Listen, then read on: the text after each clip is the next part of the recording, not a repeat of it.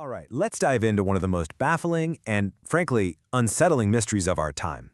It's a case that's not really defined by the clues that were found, but by the fact that there were basically none at all. It all comes down to this. On a quiet street, a security camera is rolling, and a man just takes his last few steps on tape. He just vanishes, gone. All that's left is this digital ghost and a whole lot of questions that to this day, nobody can answer. So yeah, that's the story of Stephen Koecher. And to really get our heads around it, we have to start where it ends, with the last few seconds anyone ever laid eyes on him. You know what makes this case so strange, what really separates it from so many others, is the void. After this one moment that we have on camera, there's just nothing. No trail, no phone calls, no activity, no evidence. Just absence. All right, so let's set this scene. The date is December 13th, 2009. We're in Sunset and Anthem, which is a retirement community in Henderson, Nevada. Now, this is a place Stephen Koecher had absolutely no reason to be. And that's right where this whole thing starts to fall apart. So naturally, to try and make some sense of his disappearance, investigators pieced together his last hours. But, well, what they found only made the whole thing weirder. It revealed a journey that seemed to make no logical sense whatsoever. I mean, just take a look at his final day. He drove over 100 miles in what looks like this weird, rambling loop through the Nevada desert. The stops he made, just as baffling. At one point, he drove a long way to a Kmart just to return one single thing he'd bought a day earlier. Every move is just motion, with no clear reason behind it. And all of this erratic travel leads to one final, completely inexplicable act: parking his car in this quiet suburban neighborhood, a place he had zero connection to. You know, this quote from an investigator on the case just nails it. It perfectly captures the frustration. There was no story to follow. Every single lead just went cold. Every action he took just raised more questions than it answered. And that strange, illogical journey brings us right here, to the absolute heart of the mystery. We're going to break down this last piece of footage of Stephen Koecher, basically second by second. This right here, this is the most critical piece of evidence that exists. It's just a few seconds of grainy security footage, but it is everything. So let's put on our investigator hats for a minute and really analyze what we're seeing here. Okay, so watch his movements with me. He parks, gets out, and he doesn't seem hesitant, right? He looks like he's got a purpose. He walks with this steady, determined pace. He's holding something, though it's impossible to tell what.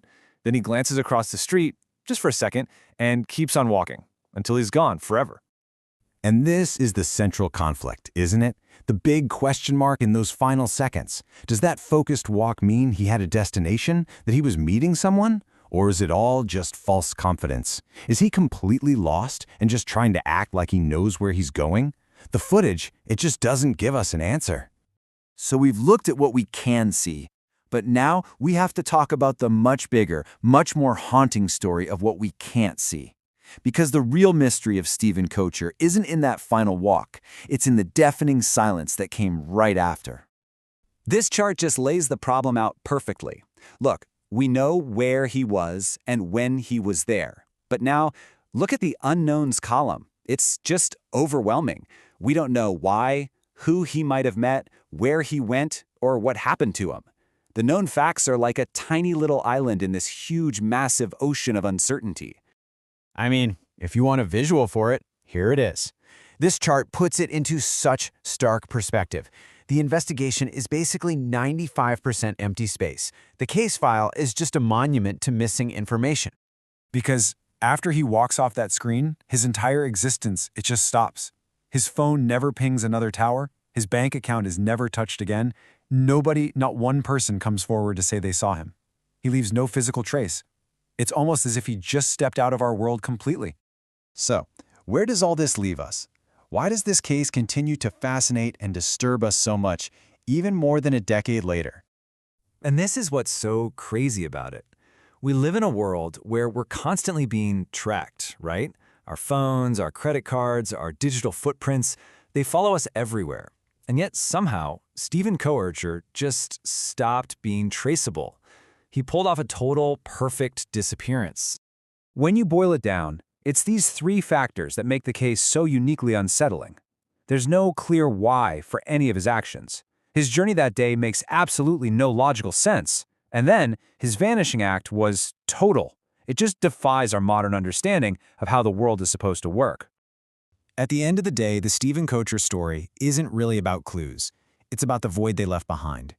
It's a chilling reminder that even in our hyper-connected, documented world, a person can just walk out of frame and into a complete unknown. And that's the question I want to leave you with. His story really forces us to think about the limits of what we know, and to consider that maybe the line between being here and being gone is nothing more than the edge of a camera's frame.